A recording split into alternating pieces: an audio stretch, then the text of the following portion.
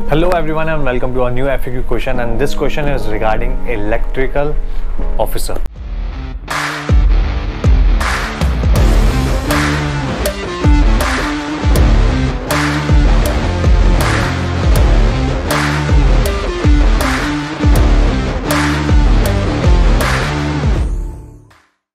बहुत लोगों ने पूछा है कि इलेक्ट्रिकल इंजीनियरिंग की है तो क्या करेंगे,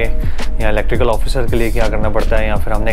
टेलीकम्युनिकेशन या फिर इलेक्ट्रॉनिक्स में की हुई, इलेक्ट्रिकल एंड इलेक्ट्रॉनिक्स की हुई है तो क्या ड्यूटीज़ होती है इलेक्ट्रिकल ऑफिसर की, एंड हाउ टू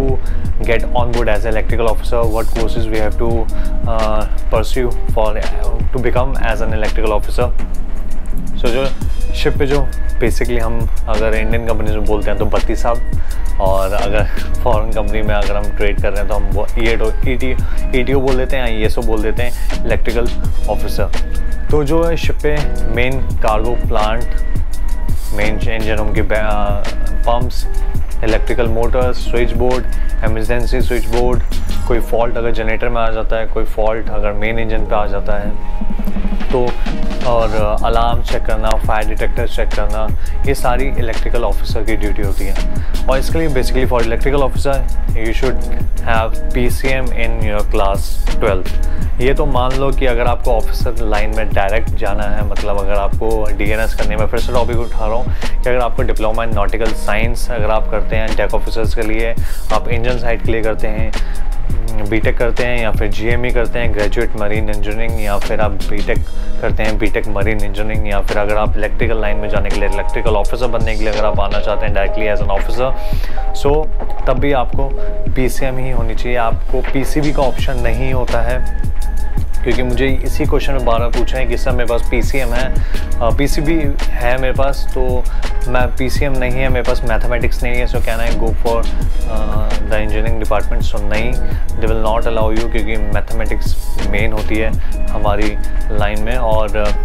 डेफिनेटली हम बहुत चीज़ों के लिए यूज़फुल भी होती है, इसलिए मैथमेटिक्स कंपल्सरी की हुई है। सो अगर जिनके पास PCM है they should have at least aggregate above 60% in PCM and 65% in English. So ये एग्रीगेट होता है सेम इलेक्ट्रिकल ऑफिसर्स के लिए भी। जो इनके लिए कट ऑफ अगर मैं बोलूँ कोर्स की बात, तो if you have done 3 years of diploma in electrical and electronics, या फिर आपने डिग्री की हुई है 4 years की इलेक्ट्रिकल का या इलेक्ट्रॉनिक्स में, या फिर इलेक्ट्रॉनिक्स एंड कम्युनिकेशन में, या फिर आपने डिप्लोमा किया हुआ है इलेक्ट्रिकल में, और तो ये आपके एग्रीगेट होने चाहिए at least 55% above in your finals exam, चाहे वो डिग्री हो चाहे वो डिप्लोमा, आपके दोनों में 55% अबव या फिर 60% अबव आपके दोनों में होने चाहिए।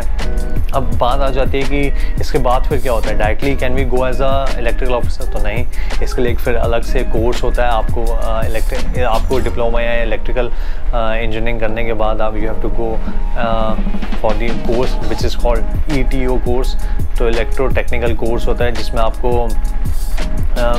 शिप की बेसिक मशीन्स के बारे में, मरीन टेक्नोलॉजी के बारे में, how the things work, machines पे क्या क्या चेक किया जाता है, कैसे होता है परफॉर्मेंस,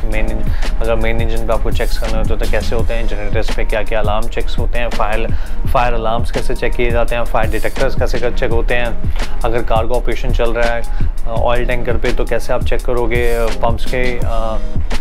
के बारे में नॉलेज, जनरेटर के बारे में नॉलेज,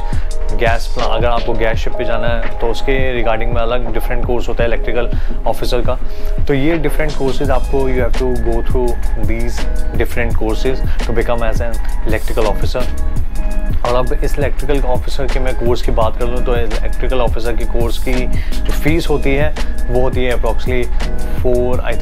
2 or 3 lakhs, क्योंकि 6 months का कोर्स होता है, बहुत शॉर्ट ड्यूरेशन का कोर्स होता है, और इसमें भी आपकी प्रैक्टिकल ट्रेनिंग लास्ट में दी जाती है, आपकी होती है जो ट्रेनिंग होती है, लास्ट में प्रैक्टिकल्स होते हैं, इंटर्नशिप होती है, and then you go for a internship, मतलब you go as a trainee electrical officer. और कंपनी के आपके डिपेंड्स अपॉन योर अप्रेजल कि आपको कंपनी 1 कॉन्ट्रैक्ट के बाद इलेक्ट्रिकल ऑफिसर बनाती है, या फिर आपके 2 कॉन्ट्रैक्ट के बाद they promote you as an electrical officer. उसके बाद आपकी सैलरी हाई होती है, ट्रेनिंग में आपकी कम होती है सैलरी $1,500 to $2,000, और आपकी जब इलेक्ट्रिकल ऑफिसर बन जाते हैं तब आपकी सैलरी इंक्रीज़ होती है $3,500 और $4,000 या फिर किसी की उससे भी ज़्यादा होती है। तो ये डिपेंड करता है आपकी कंपनी के ऊपर, डिपेंड करता है आपके टाइप ऑफ वेसल के ऊपर, डिपेंड करता है कि आपके पास कितना एक्सपीरियंस है, how much experience you are having right now as an electrical officer. अगर आप फ्रेशर हैं तो शायद कम देगी, अगर आपने एक्सपीरियंस गेन किया और आप गैस टैंकर पे ही जा रहे हैं तो क्या पता मैक्सिमम आपको शायद $5,000 देते हैं, जो कि है हमने लास्ट वीडियो में बात की थी। तो $5,000 मतलब एक भूसा जितनी अमाउंट आपको दे दें।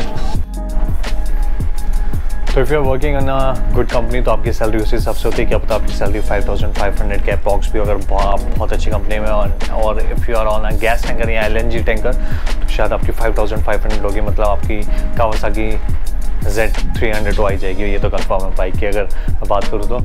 और उसके साथ साथ अगर आपको शोर लीव जाना होता है तो किसी कंपनी में अलाउड होता है कि अगर सेकंड इंजीनियर शोर लीव जा रहा है तो इलेक्ट्रिकल ऑफिसर शोर लीव नहीं जाता, क्योंकि कार्गो ऑपरेशन के वक्त में मेजर रोल होता है इलेक्ट्रिकल ऑफिसर का। If there is any kind of electrical problem या फिर ट्रिप हो जाता है, कुछ भी हो जाता है, तो electrical officer should be there या फिर second engineer should be there. तो इन दोनों में से किसी एक को होना चाहिए, वो मैंडेटरी होता है। बात करिए अगर इसके बाद कोर्सेज़ की, तो आप स्विच कर सकते हैं। अगर आपको बल्क कैरियर से आपको ऑयल टैंकर पे जाना है तो आपके लिए डिफरेंट कोर्स होते हैं। आपको वो हाई वोल्टेज कोर्स होते हैं, या फिर आपको अगर ऑयल टैंकर से गैस टैंकर पे जाना है तो उसके लिए डिफरेंट कोर्स होते हैं। सो you can go for it. Electrical officer की ऐसी कोई चैलेंजेस ज़्यादा नहीं होते कि आपको वॉच भी करनी पड़ रही है या फिर अलार्म हमारी तरह एक्सेप्ट करने पड़ रहे हैं, ऐसी कोई लाइफ नहीं होती। एटलीस्ट उनकी सुटेबल लाइफ है कि चलो ठीक है, अगर अलार्म आया है तो then he has to come down and he has to check कि क्या अलार्म आया है या कैसा इलेक्ट्रिकल फॉल्ट आया है। But rest of all I think electrical officer की लाइफ ऑन बोर्ड बहुत अच्छी होती है। सो ये थी एक शॉर्ट वीडियो कि बताने के लिए कि इलेक्ट्रिकल ऑफिसर का कोर्स कैसे होता है। जो लोग पूछ रहे थे कि हम इलेक्ट्रिकल इंजीनियरिंग मैंने की है या डिप्लोमा मैंने किया है तो क्या मैं कर सकता हूँ, तो मैंने परसेंटेज, कोर्स की फ़ीस, इवन जो मेडिकल है वो सेम होता है जैसे हमारा मेडिकल बाकी कोर्सेज का होता है, DNS, डिप्लोमा, GME या BTech का, सेम मेडिकल इसका भी होता है। इस कोर्स में सबसे ज़्यादा बेनिफिशियल ये चीज़ है कि the age which they have provide, मतलब एज लिमिट जो उन्होंने प्रोवाइड की है सारे कॉलेजेस ने, वो है maximum 35 years of age. Yes कि अगर आपने 35 ईयर्स ऑफ आपकी एज है, आपके पास इलेक्ट्रिकल का एक्सपीरियंस है, आपने कॉलेज भी पास कर लिया, you are working in some kind of form और आपको इलेक्ट्रिकल ऑफिसर का कोर्स करना है and you want to join merchant navy as a electrical officer, so you can go अगर आपकी एज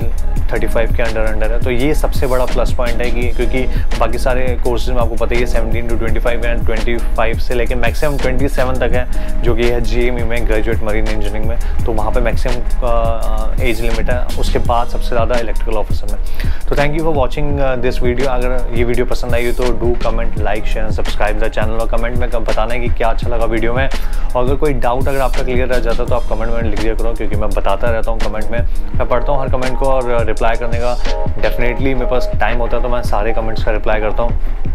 और अगर जैसे जैसे आपके FAQ, आपके क्वेश्चन सेम लग रहे हैं मुझे, उसी हिसाब से मैं वीडियोस भी बना रहा हूँ। So keep watching the videos and channel को सब्सक्राइब कर लो एंड सबसे करवा दो ताकि मैं और वीडियोस बनाऊँ और आप भी अपनी नॉलेज ज़्यादा से ज़्यादा शेयर करो। तो सी यू, साइनिंग ऑफ, मिलते हैं नेक्स्ट वीडियो में।